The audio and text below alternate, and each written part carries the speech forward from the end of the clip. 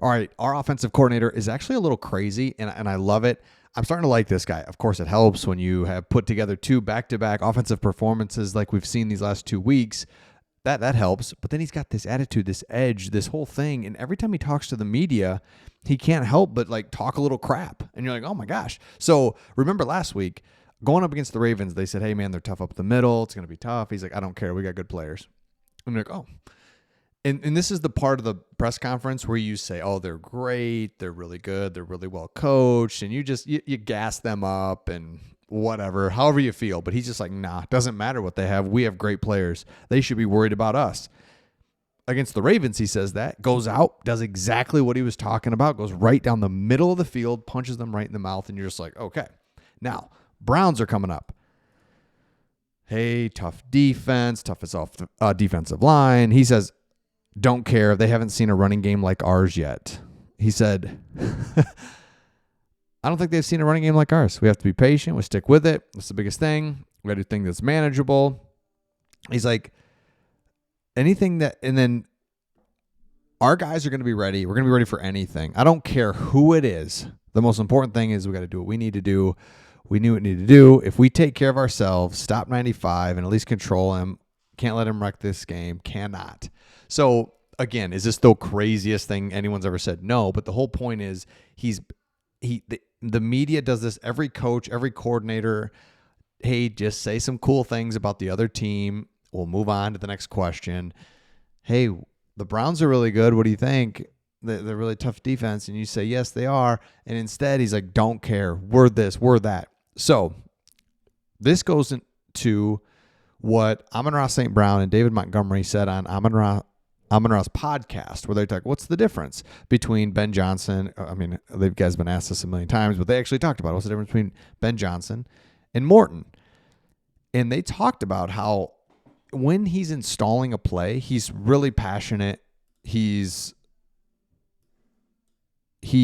installs it with passion. He's not just like, all right, here's what we're going to run this week. It's like, this is the new play. Get ready for it. So he says, I was taught by John Gruden that you have to be a car salesman. You've got to make that play the best thing in the world. So if it takes a little noise and this and that, you got to talk to somebody. You got to do it. You got to sell it. You can't just be up there, blah, blah. You can't do that. Who wants to be around a guy like that? So you've got to have energy. So when he talks to the media, it's kind of bland, but everything that we hear is like he's got energy. He's tough. He embodies everything. So like Dan Campbell. So this goes back to Dan Campbell is not stupid. We know this. The media, other fans portrayed Ben Johnson leaving like he took his playbook that he brought and he took his playbook and he left. And then Dan Campbell's just going to be sitting there like, oh my gosh, what do? I don't know anything about offense. I don't know anything about football. This is terrible. When we know the truth is this was Dan Campbell's offense to begin with. Ben Johnson comes in, obviously a big part of that and what he's doing. But to think that Dan Campbell is just sitting there like, oh my gosh, I don't know what to do. I don't know what's a snap count? What's a cadence? What's motion? I don't know any of these things. I am just so dumb. No, he knows all of it. It's his offense, so he knows to get Johnny Morton, who fits perfectly. They're putting it all together. I don't blame us fans for that first game. I mean, I'm literally there in person, just like, oh my gosh, I couldn't even believe it. It was so bad. You're watching on TV or whatever. Obviously we all saw it. It was just like, oh shoot. It would not be surprising if we did take a step back this year. I guess it was just, you wouldn't be crazy to think that. Just like, you know what? We've had a really good run of like 2.5 years. Can we get this intensity back up? Can we do all the things we need to do to like really win, and not just win, but man, we were dominating people for the last 2.5 years. It's like, it's a tough ask. It's the NFL. I mean, just talking to yourself. Next thing you know, we destroy the Bears. Then we just take it to a Ravens team that is good. We all agree, right? That's a good team. So, next thing that came out of this was, I love this. Defensive coordinator, let me know in the comments, Kelvin Shepard, who vehemently, very strongly, disagreed with the utilization of a QB spy, saying, why waste a defender operate like that and you're playing prevent defense in a sense? On Monday, the Ravens weaponized a spy early and often. Shepard joked the Lions reported finally convinced him for the game, but in reality, he said, don't believe everything he says publicly. So here's the thing. The Lions did not spy for any mobile quarterbacks, and we just got torched.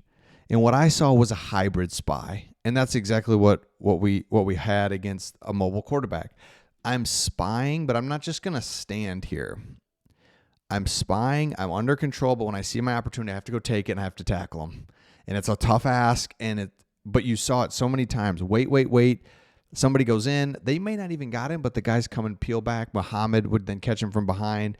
One play sticks out in particular, catch him from behind. He still got 3 yards, but it was like the Lamar Jackson. Well, it wasn't the patented Lamar Jackson.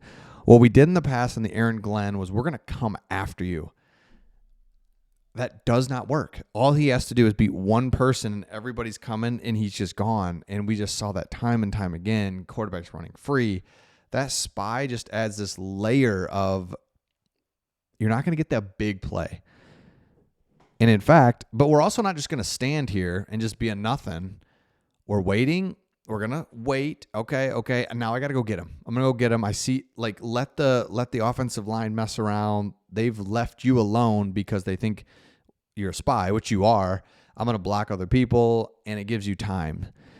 So look, if the quarterback's getting the ball out of his hands, it doesn't matter. But that's not the point of the spy. The spy is there to prevent that just 14-yard scramble, that 20-yard scramble. That stuff is just killer. So I love to see he was joking around about how, but it's like they didn't spy before. And I love to see him love to do it. The other thing that was cool and Shepard talked about was Derek Barnes. When you have a player like that, it allows you the ability to present same looks pre-snap and then post-snap, the variety of coverages. Critical is the wrong word of Derek Barnes. It's just, he progresses every year ever so slowly. He is a little better each year, and here he is in year 5 or whatever. But he's gotten better each year, and he's a really good player now. It's taken 5 years. Who cares? Gave him a nice contract because we say, like, yeah, you're a really good player and you fit to what we're doing. And then I think if you're a Lions fan right now, all you're thinking is like, okay, honestly, let's go beat Cleveland. They have no offense at home. Let's go beat them. And sitting at 3-1 after that Packers game and then staring down like the Ravens were coming in, or you're going to have to play the Ravens. It was like, oh, man, if we can just get 2-2, you're just now ahead of the game, and I absolutely love it. So let me know your thoughts in the comments. Make sure you subscribe if you haven't, and we'll see all of you on the next one.